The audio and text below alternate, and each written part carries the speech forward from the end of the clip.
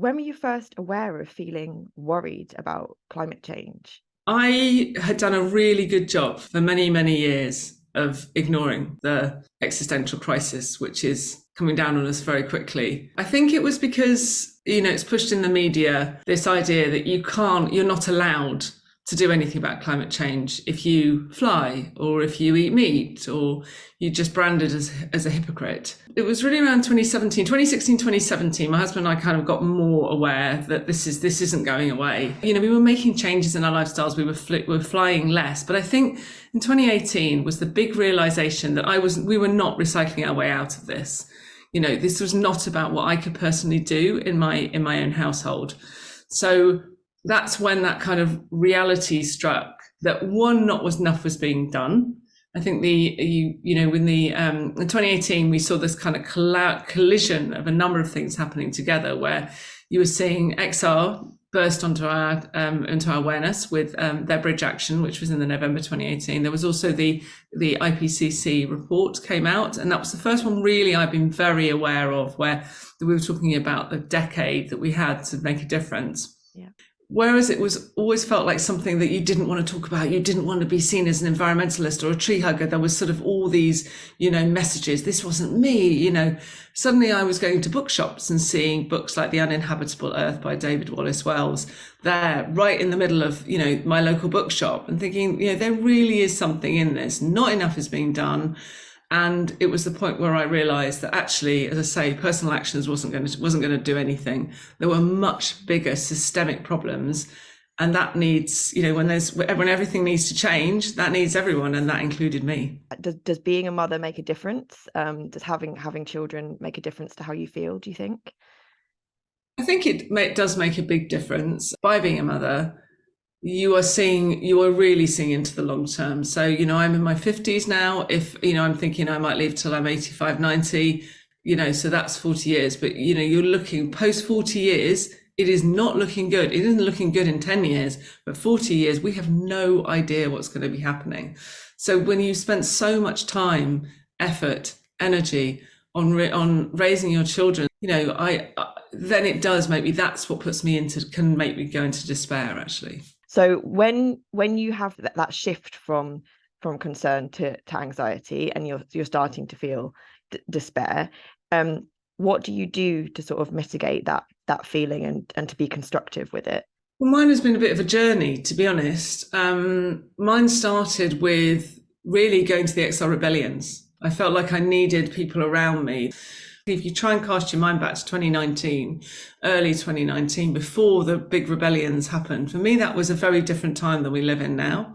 Really, people didn't talk about climate change very much. And I think when there was the Extinction Rebellion, the April 2019, there was a huge sense of relief that someone was actually doing something. Somebody cared. There was actually something that was bigger than me actually happening.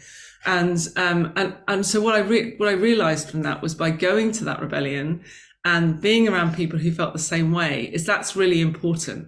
We have a number of group leaders, and every month we all meet together, and sometimes those are my best moments of the month, because they're together, and I feel that energy, and I feel their relief that they may not have done the biggest action that week or whatever, but just coming together, just feel that anxiety, be able to share what they're feeling, is just priceless, actually. Yeah, I think that kind of feeling of other people are feeling the same way that I am is such a valuable thing. The most radical organizing tool that anybody has is the conversation. It is the conversation. It's to go and talk to someone about this. How is everybody out? How I'm feeling like this? Well, I'm not going to be the only one feeling like this. My friends are probably feeling like this, or my neighbor is feeling like this, or my family are feeling like this. Learn how to talk about this stuff. So part of the Anxiety to Action courses, we have the most amazing woman who comes to speak, who speaks in this first section. Her name is Nikki Hawkins. She works for an organization called Herd, and Herd do the most amazing spokespeople training. But she comes and talks about how you talk about climate so people will listen. And this is not about talking about 1.5 degrees. It is not talking about the science. It is talking about where people genuinely feel concerned, and that is the future. That is their children. That is about what we are leaving for our children. Now, if you're a mum, you can talk to anybody about this. This does not need to be judgmental. We all have the same concern, and that is the future of our children. And so talking to some people about the future of your children, that is a conversation. So thinking about, why do I do this? I do this for my children. And that is why I do this. That's why I get up every day and spend 6 or 7 hours working on these various things that I do, because I'm doing it for my children. Because when my children ask me, what did you do? And I'm going to say everything I could, everything that was in my power to do. Can you talk a bit more about Mothers Climate Action Network? We are based on 4 values, and those are belonging, learning, sharing, and action. And the reason that it's about belonging is really, you will do more if you feel like you're in a comfortable space with other people that you're prepared to go to do this with. You will stay there for longer, you will do more. And so the idea is that as a mum, you are unusually, motherhood just goes across all boundaries. If you're a natural kind of leader, you might have given up work to be a parent, but it doesn't mean you don't want to do something, and you're like thinking, this is I'm worried about this. And I have a network, because I've got a network of mums, because my daughter is or son is at nursery or at school or in clubs, and I'm seeing these other parents. And so what we invite mothers to do who can do this, because not every mother is up for doing this, is you recruit your own group.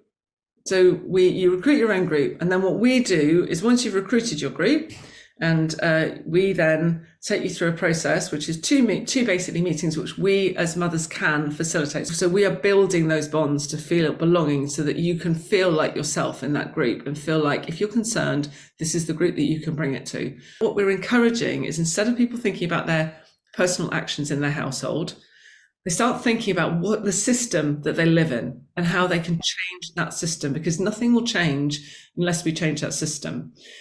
Something we hear quite regularly as mums, when mums come to, they say, I always feel like I'm the climate mum of doom. People don't want to talk to me because they have an SUV, or they've just flew to Florida or whatever.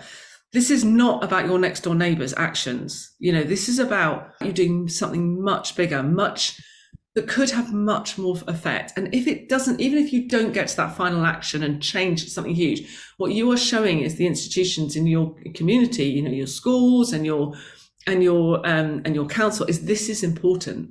So in September last year, we launched From Anxiety to Action, and we had 16 mothers on the first one. That was 9 current group leaders and 7 people who were new to Mothers Can.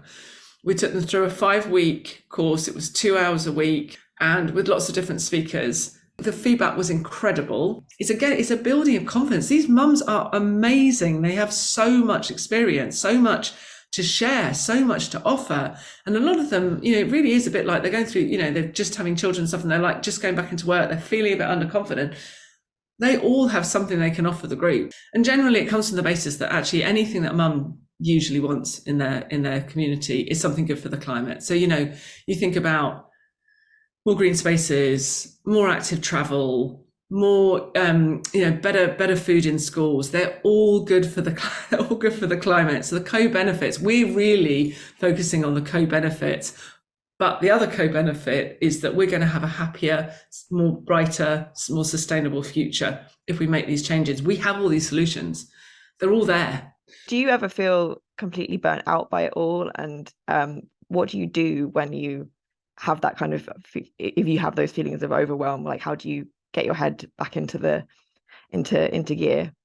I think the most important thing is to feel hope and to feel you can talk about, how you're feeling. It's not, I'm not going to say it's easy, it isn't. And also sometimes you can, if you begin to feel overwhelmed, and I know I do, I end up sort of getting more operational and forgetting about actually why I'm doing things. And I think sometimes it's really important to remember why I'm doing it. I have a local group of mums, and we chat about how we're feeling quite often about it. And that's what I mean about the belonging and the sort of the safety in that, of being able to say, this is how I'm feeling. And they, mums step up for you. They really do, because they want to know how you're feeling. and check that you're okay. So my view is, as much as you can build these people around you, and also not beat yourself up. None of us, I mean, I did used to beat myself up about that. You know, it is not anyone's personal responsibility to solve climate change.